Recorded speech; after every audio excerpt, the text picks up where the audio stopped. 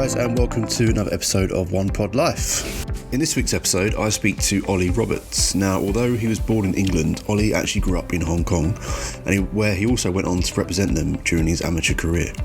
He did, however, come back to the UK and studied at University of Stirling in Scotland. Ollie is also a certified life coach through training with Jay Shetty. Now, we have a good chat about his life through playing in Hong Kong, why he actually ended up in there, and also we talk about how he takes the certified life coaching into his own life every day and also into his golfing career. Now, I hope you enjoy this episode as much as I did. It was a really good chat with Ollie to understand his career so far. Now, you know the drill. If you do enjoy this episode or just enjoy the podcast in general, please do share it with your friends through Instagram. Please welcome Ollie to the podcast.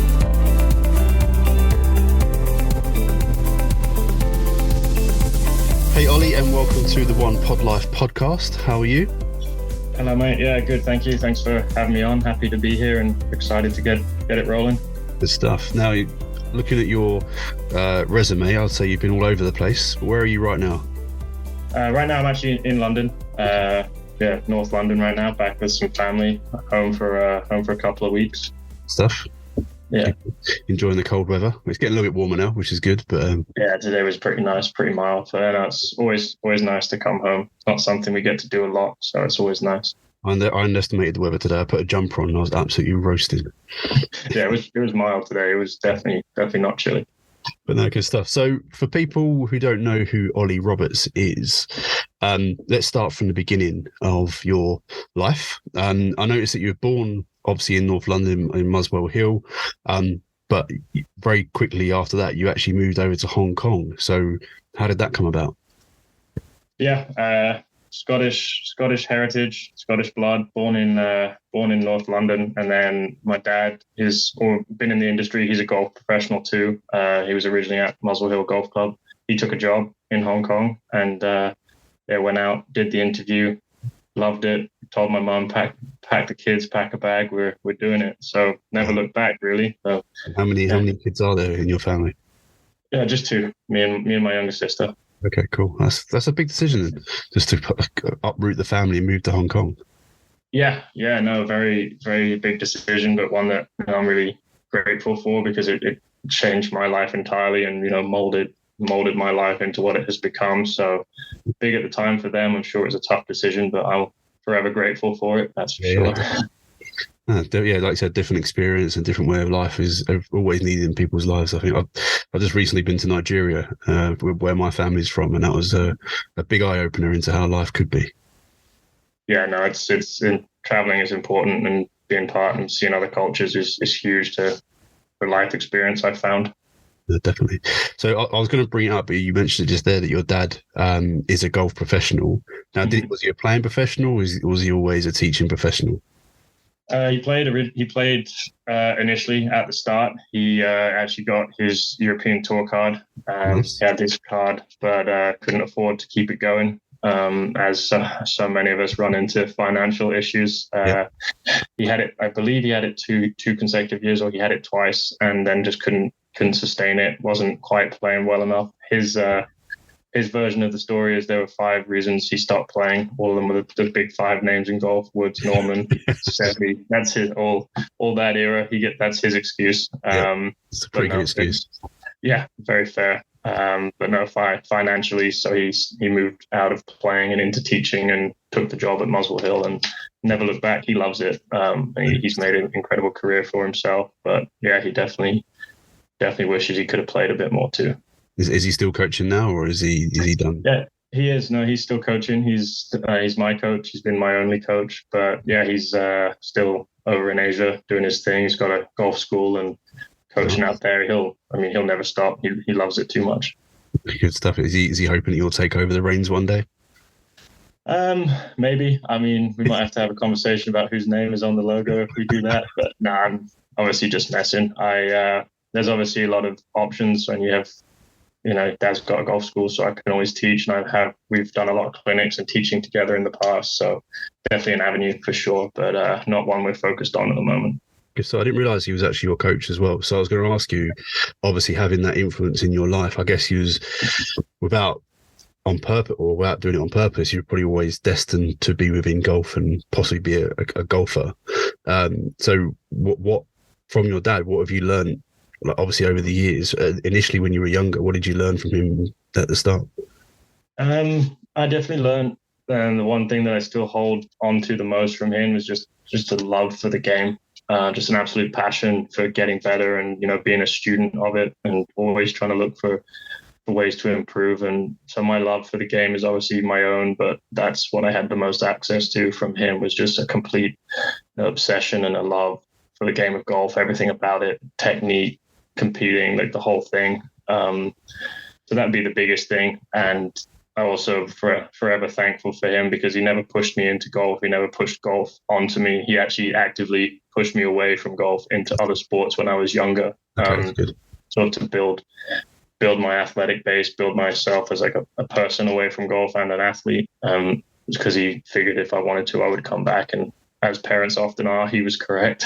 Yeah. So what age did you actually start properly playing golf? At what age?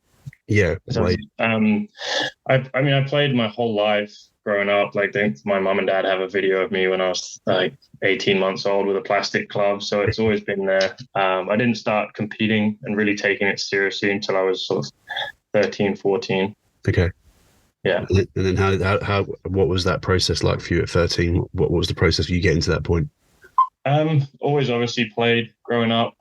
Played in some junior stuff, nothing serious, couple of like medals every year, and just always going out for a hit, chipping and putting with my dad. And then actually got picked up by the Hong Kong Golf Association national program. They did these tryouts back in the day where you show up at the driving range and go through like a battery of tests, and passed. They saw something saw something that they wanted to work with or that they liked, and kind of really bounced on from them. That created a framework and a structure for sort of competing and practicing and evolving in the game, and obviously had their help and then my dad's coaching. They kind of just met and it took off from there, really.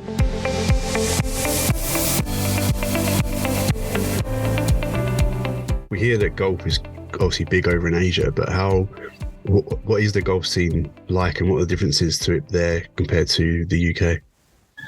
Probably the biggest difference is like the money aspect of it. Unfortunately, golf's always had the sort of stereotype of being elitist, but in Asia it actually is. It genuinely is. There's a big price tag on golf. So in Hong Kong, there's only one public golf course. I think that there's 12 courses, but only one of them is public. So 3 of the 12 are public. Everything else is privately owned. 40, 50-year wait list, extortionate fees, membership fees. And prior to COVID, it was very, very anti-guest play too. So it was very difficult to get on. And also when you could get on, everyone's trying to play. So it's always busy with the numbers. So lots of people, not a lot of access. It's a very expensive sport in Asia. No, definitely. But obviously, if your dad was there, obviously coaching, and like you said, he's got his own golf school now, did that give you obviously an easier access to the facilities to actually hone your game?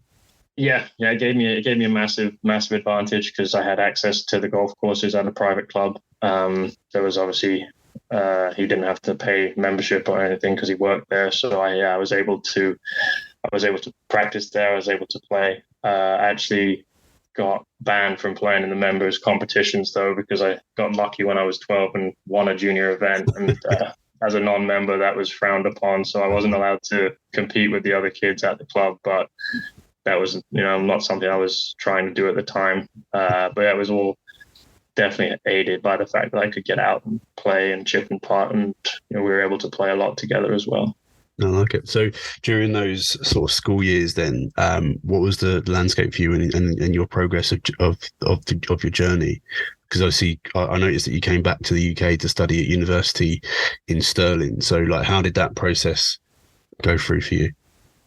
It was definitely slow, like a slow burning one for me. I've always been able to like play relatively well, but learning how to compete and putting results together was definitely I was late bloomer in that department for sure. So I was able to, I think I won the Hong Kong schoolboys when I was 15 or 16. That was my first sort of win. That helped sort of cement my place and guarantee that I was going to be able to get support for the next few years from the national program, which was huge because Hong Kong being so small, not a lot of access to competition, but the national program really big on sending players and sending teams all over Asia and the world. So being able to do that was huge. So my learning journey was vast. Really, a lot of traveling, learning how to travel, learning how to compete. Didn't put a lot of good results together in that age bracket, but did enough to secure a scholarship at the University of Stirling. So that was the next sort of stepping stone on the path. What made you come back to the UK and not stay out in Hong Kong? Well, there's no sort of collegiate competition in Asia, and I knew that I wanted to have something to do with golf. Obviously, had been considering the US, but American golf, and I believe at the time was that American golf and Asian golf were pretty similar.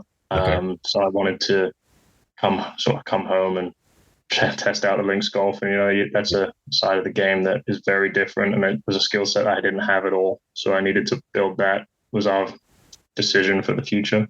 Yes, I was going to ask you, like over obviously in Asia, the golf courses there, what are they majority sort of like parkland courses, or is there any mixture, or is you literally playing the same type of golf course every time?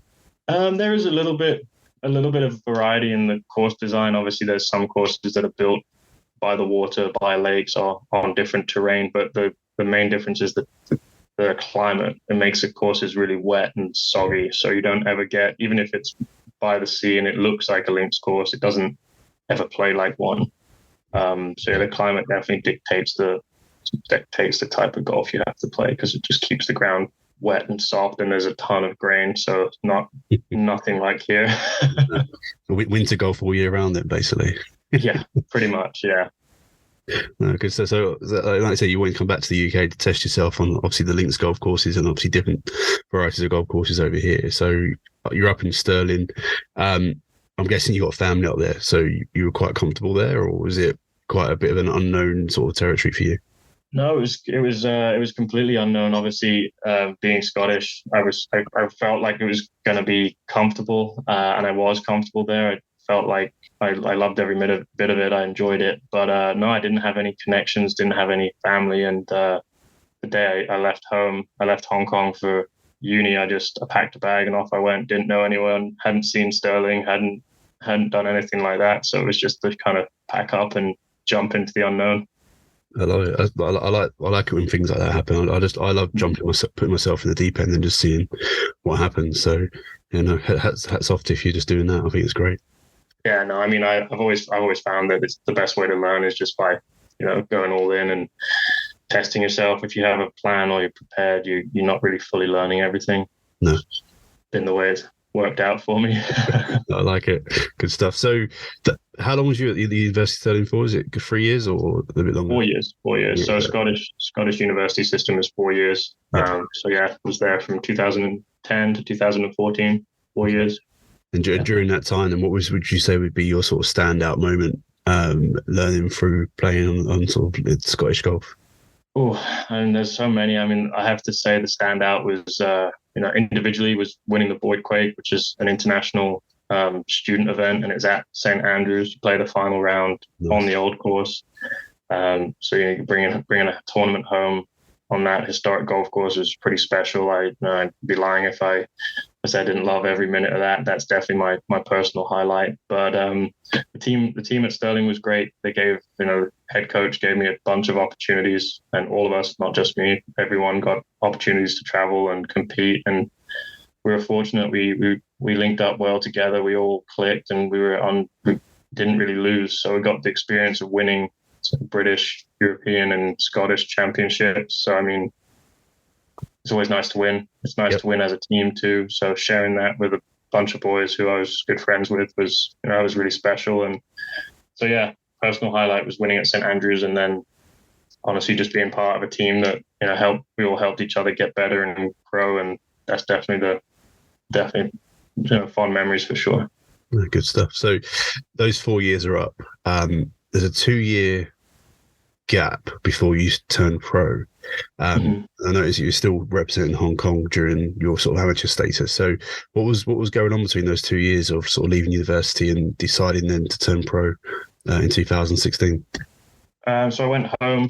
I graduated in May 2014, stayed and played the summer season in the UK, all the amateur stuff, and basically was just chasing the sun. I had the opportunity to go back home. Obviously, family was still in Asia, home to Hong Kong, like childhood home, and the national team were like still supporting me. They wanted me to represent and play a lot of events for the team. I had the free time to do it, so I went back and played about 10 months solid, just all over the world, mostly in Asia, Southeast Asia, but got to go to Australia for a trip, and they were great. I got to go and play, and again, just test myself in all these different countries against also different players. It was 2 years of hardening up process, because university, everything's done for you, and obviously I had the support of the national team, but it was kind of more going out, or I say on my own, as opposed to being part of the team, just to see. That was sort of the trial period of professional golf. Like, the lifestyle is really what I wanted to do. I think that's kind of invaluable experience to actually have that under your belt before you turn pro. Because then you know what I can't even speak now. You know what you're going to expect to get when you obviously start traveling around on your own and going to these tournaments in different countries. So no, that's good stuff. Yeah, no, absolutely. I was very, very blessed again to have that opportunity. Then they're backing me like they were, but obviously I had the safety blanket and the cushion, knowing that they were supporting me. But I was out there doing it all by myself, and learning, making all the mistakes you don't want to make when you first turn pro. But you got to make them, right, to move on. Absolutely. If you don't make mistakes, you're never going to learn or grow, and that's true for golf and everything we do. Yeah. So 2016, you turned pro. I'm always intrigued to know, or to find out, the main reason why players decide to turn pro. So obviously sometimes it's just a combination of the process. It's now, right, I've done everything I wanted to do as an amateur, now I'm going to turn pro. Some people just go, I've had enough of playing amateur, so I'm just going to throw myself in the deep end. So what was your reasoning for turning pro? I mean, I'd made my mind up even before I started Stirling that at some point in my life, like my golf career, I would be a professional, and just felt like the time was right. I missed out on selection for the Eisenhower Trophy, which is the biggest amateur tournament of the team event in the world every year, 2 years, I believe. I didn't get selected for that, and had been holding out for that, and that fell through. Didn't make the team. So after that, it was pretty much, I was like, right, well, I'm done. I've got nothing else to wait for. I'm not waiting 2 more years. And time was right. The timing also was perfect, because the decision rolled off the back of that, and I could go straight to Alps Tour School, and just decided, you know what, like, I've been doing it.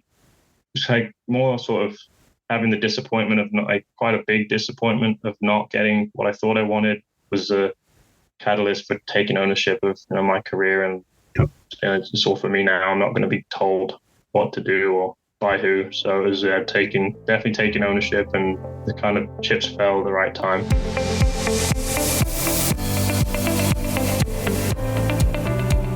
You then spent the next 3 seasons playing, like you said, on the Alps Tour, a bit of UK golf as well, before you went back to Asia, where you got your full card in 2020. So again, during those 3 seasons of just turning pro, getting your feet under the table, I guess, what was your key takeaways from being on those tours and sort of helping you get through those sort of early years? The biggest lesson was in resilience and belief.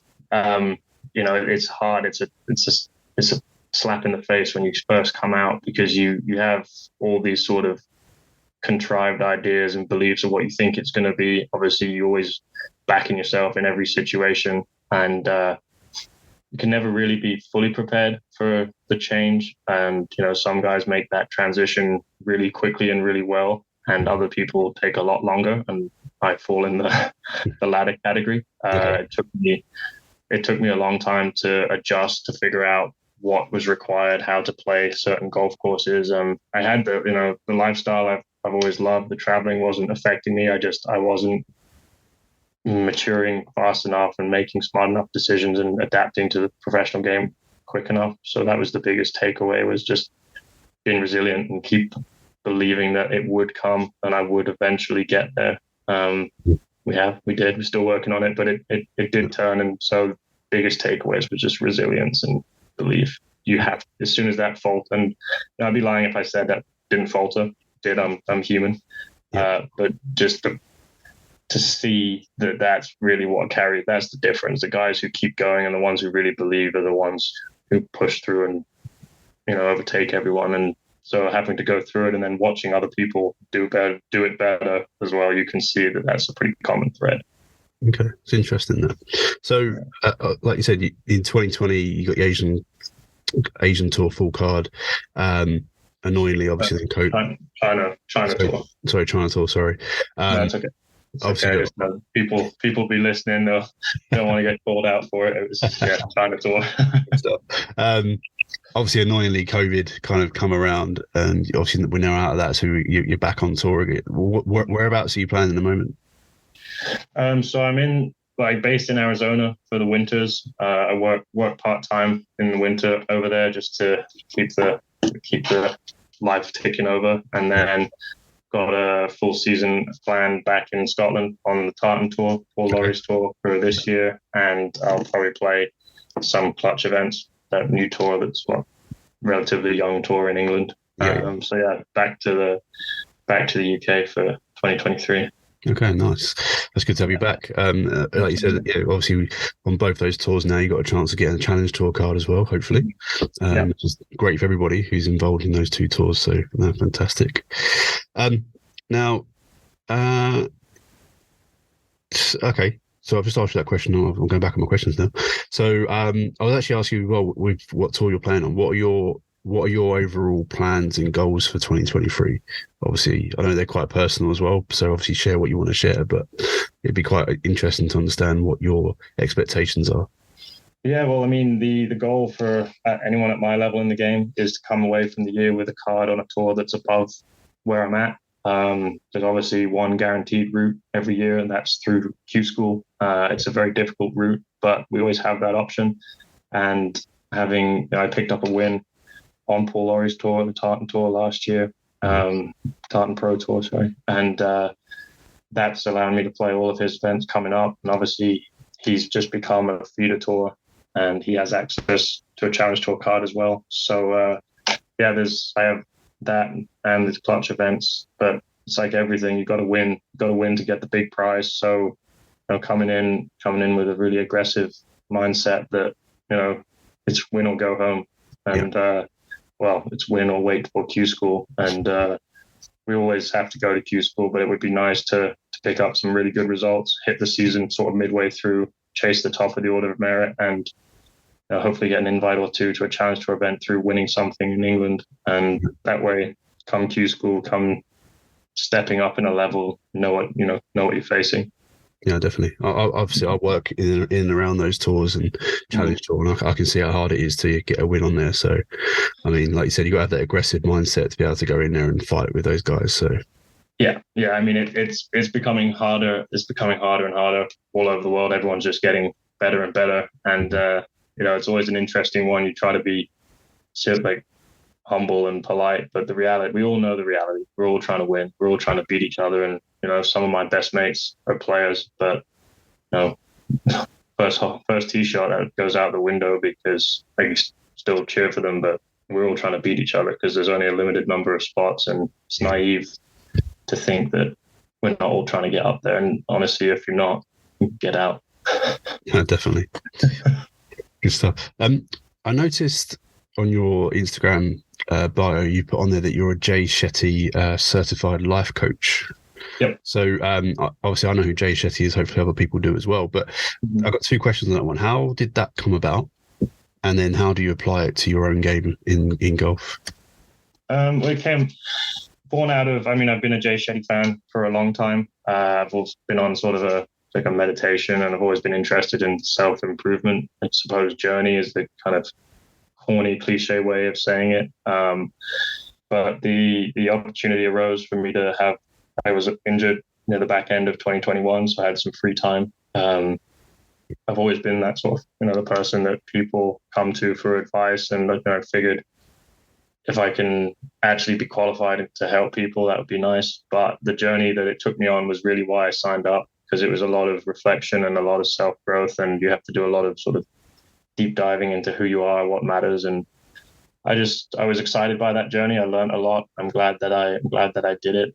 And it was just sort of also making sure that it was a way to pull who I am away from the golf course, because having that facet of life, I've definitely started to learn recently more so, is that you don't have who you are clarified away from the golf course. It can be hard when golf doesn't go your way. So it was all part of that sort of process and finding who I am away from a golf club. And second question was, how do I implement it in my game? Yeah. So I was wanting to understand how, like, obviously as a life coach, obviously you're from people, obviously programs that I've been associated to or read about, obviously they give you sort of platforms or processes to go through to get through certain situations. So I was wondering if the Jay Shetty stuff actually handed itself to playing golf, and how you would use those processes to sort of get through. It definitely has. I think the ability to hold perspective, I definitely learned that. That's something that presence and being mindful. There's not really something that are typically associated with golf, but high performance sport is all about being in the zone and being present and in tune with your body is also similar to that. So I've never really directly taken any of the skills or techniques, but I think the sort of behind the scenes skill set, like the calmness, the ability to maintain composure that you need in golf, is only aided by sort of mindfulness, meditation practices. All of that is obviously tied up in the life coaching stuff. So no direct correlation, but a lot of osmosis between the two for sure. I like it.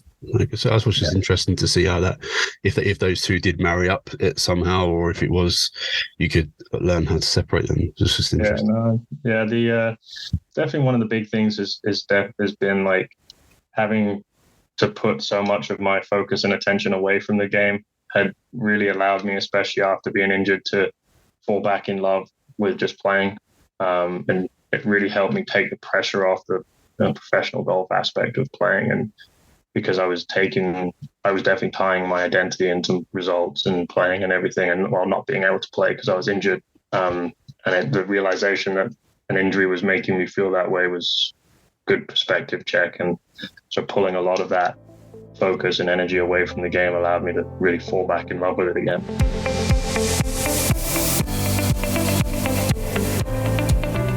A few quick fire questions for you, just to lighten a little bit. Now, the first question, you can't pick St Andrews for this one because you've already played it.